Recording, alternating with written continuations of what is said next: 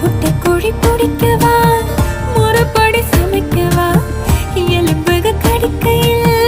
என்ன கொஞ்சம் நினைக்கவா மஞ்சோறு ருசிக்கவா சமைச்ச கைய கொஞ்சம் ரசிக்கவா முடக்கத்த ரசம் வச்சு மடக்கத்தான் பார்க்கிறேன் ரெட்டை தோசை